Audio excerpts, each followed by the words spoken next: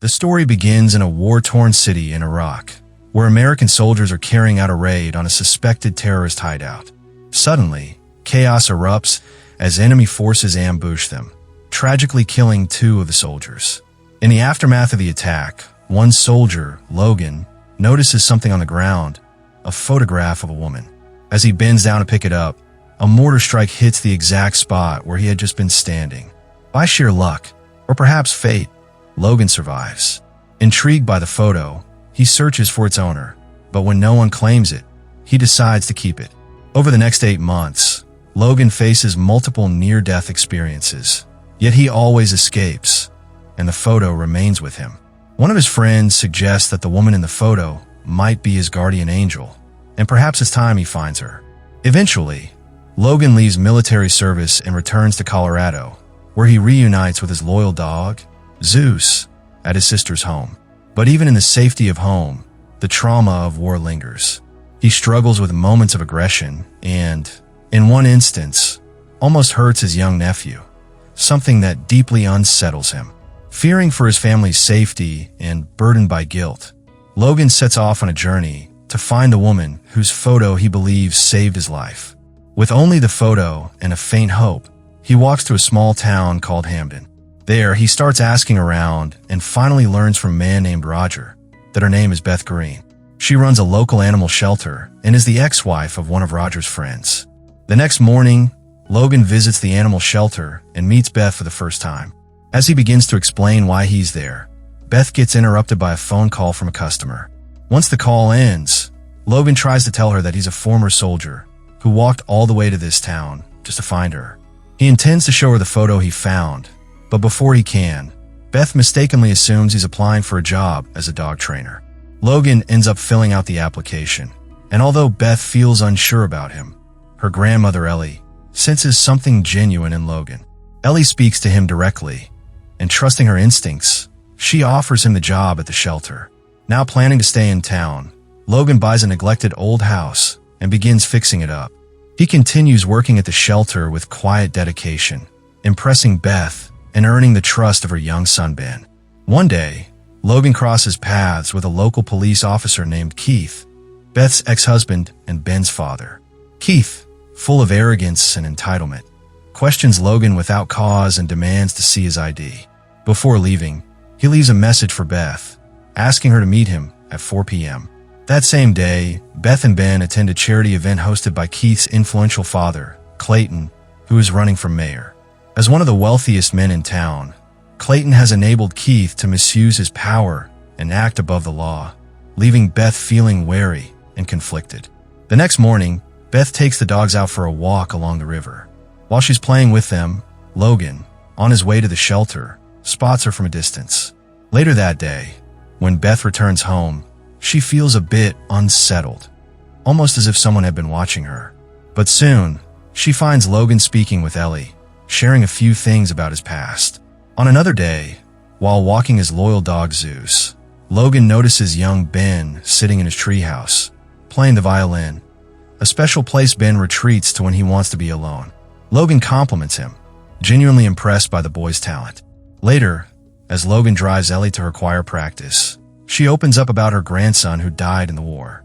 She also assures Logan that Beth is not as distant as she might seem, hinting that she's simply guarded. That evening, Logan returns home and notices a covered piano in the living room. Curious, he removes the cloth and starts playing gently. Unbeknownst to him, Ben, who is home alone, hears the melody and quietly watches from the hallway. Touched by the moment, Ben later invites Logan to join him and his mother for dinner. During the meal, Ben proudly mentions that Beth was once a professional runner. After dinner, Logan and Ben challenge each other to a friendly game of chess, agreeing that whoever loses has to wash the dishes. As Logan prepares to leave for the night, he considers telling Beth the truth about why he came to town. But as he searches for the right words, Beth gently senses his hesitation and kindly tells him they can talk about it another time. The next morning, memories flood Beth's heart. It's the anniversary of her brother Drake's death, a soldier who never returned from combat. Along with Ellie, she visits his grave, but the grief is too heavy to carry. Once home, Beth breaks down and begins tearing through her garden in frustration. Logan, witnessing the emotional outburst, gently steps in and calms her. In that moment of vulnerability, Beth opens up. She admits she never truly understood how or why Drake died. After losing their parents, Beth and Drake had become inseparable. She recalls a childhood memory, how Drake once built a wall out of her books just to make her laugh. The memory briefly brings a smile to her face before the sorrow returns. Later that day, Keith arrives to take Ben to his baseball game. But when they return, Ben has a minor injury, his nose bloodied from missed catch. Beth gets upset, blaming Keith for not watching their son closely. The argument escalates, with Keith claiming his rights as a father. As Keith's tone grows more aggressive, Logan steps in to protect Beth. After Keith storms off, Logan gently asks why Beth doesn't leave the town for her and Ben's safety. Beth explains her fear, not just of Keith, but more so of his powerful father, Clayton. She shares how she once felt drawn to Keith and ended up marrying him, though now she's left with regret and fear. Yet she still respects him for being Ben's father. Later that evening, Beth surprises Logan by asking him out. At a quiet bar, Logan opens up about joining the military, following in the footsteps of his father and grandfather. Beth then shows him an old boat left by her late parents, revealing they died in a car accident. On their way back, Beth softly admits she had a good time, and in a moment of emotion and connection, Logan leans in and kisses her. Not long after their kiss, a local police officer named Danny arrives, raising Beth's suspicions. She wonders if Keith is having her watched. The next day, Beth finds herself daydreaming as she watches Logan work on the boat, her heart still lingering on the memories of their romantic evening. Ellie, always observant, notices the change in her granddaughter's behavior and gently teases her about the growing affection. That night, while Logan is working on the boat, the power goes out. Concerned, he heads over to check on Beth and her family.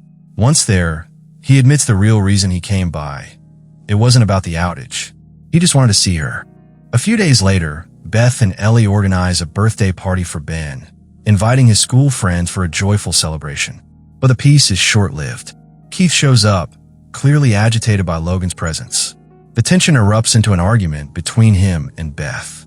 When Keith realizes Beth has genuine feelings for Logan, he threatens her, warning that he'll fight for full custody of Ben if she doesn't end the relationship. Shaken, Beth confides in Logan. Wanting to avoid making things worse, Logan agrees to back off. But on his way home, Keith taunts him from his car, boasting about an offer from Ellie and leaning on his usual arrogance. Logan, tired of Keith's entitled attitude, brushes him off and walks away. Later, Ellie confronts Beth and asks how much longer she plans to let Keith control her life. Her words strike a chord. Beth realizes it's time to take a stand, even if it means facing a legal battle. That evening, she goes straight to Logan's place, showing him she's ready to fight and no longer afraid of Keith's threats. Sometime later, Ellie asks Logan to play piano for her. Logan agrees, on one condition: Ben must join him with the violin. Though nervous at first, Ben finally agrees after Logan gently reassures him. Together, they begin practicing a heartfelt hymn, one note at a time. One special day, Logan and Ben arrive at the church to perform the song they have been practicing for weeks. As Ben plays, Beth watches with teary eyes, deeply touched by her son's courage and the bond he shares with Logan. But amidst the joy, Keith feels a sting of jealousy, watching his son connect with another man so naturally. After the ceremony ends, Keith receives a message from his friend Roger. It reveals something unsettling. Logan is the same man who had been asking around town about Beth and her photo. Fueled by suspicion, Keith breaks into Logan's home and finds the very photo that brought Logan here. That night, he confronts Beth, showing her the photo and warning her that Logan might not be who he claims to be. He urges her to be cautious, convinced Logan is a threat. After Keith leaves, Logan rushes to Beth to tell her the truth. He explains how her brother's photo, the one he found during the war, saved his life more than once. He had come to this town with the sole purpose of finding the woman in the photo to say thank you. Ben, who overhears the conversation, walks up to Logan with a checkered chess book and offers it as a gift. Touched, Logan gives Ben his military dog tag, promising that no matter what, they'll always be friends. Meanwhile, Keith, now drunk and bitter, spots Logan on the road and orders his friend to stop the car. In a fit of rage, he tries to shoot Logan, but Logan disarms him just in time. Before walking away, Logan tells Keith that he doesn't see him as a bad person deep down. That night, as Logan flips through Ben's book, he suddenly realizes something. The soldier named Aces he once served with was actually Beth's brother Drake. On the other side of town, Keith shows up unannounced at Ellie's house, desperate to win Beth back. He promises to change and begs for another chance. But Beth, firm and clear, refuses to return to the past. Keith, furious that Beth won't take him back, threatens to take full custody of Ben. Overhearing the heated argument, Ben runs away to the old tree house. But the bridge leading to it is broken, and in his panic, he slips and falls into the river. As Beth rushes to go after him, Logan suddenly arrives, and Ellie pleads with him to help. Without hesitation, Logan dives into the river and rescues Ben just in time.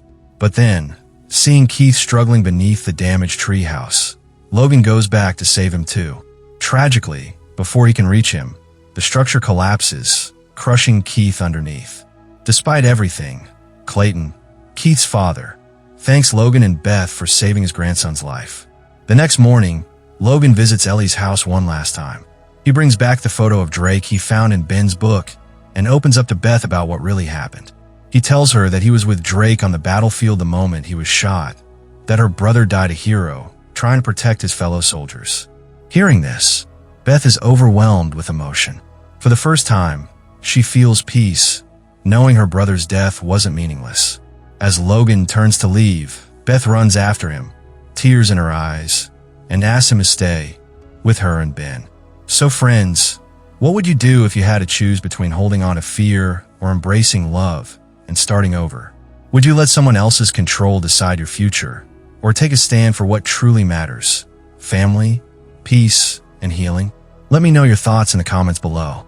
If you enjoyed the video, don't forget to like, share, and subscribe to the channel.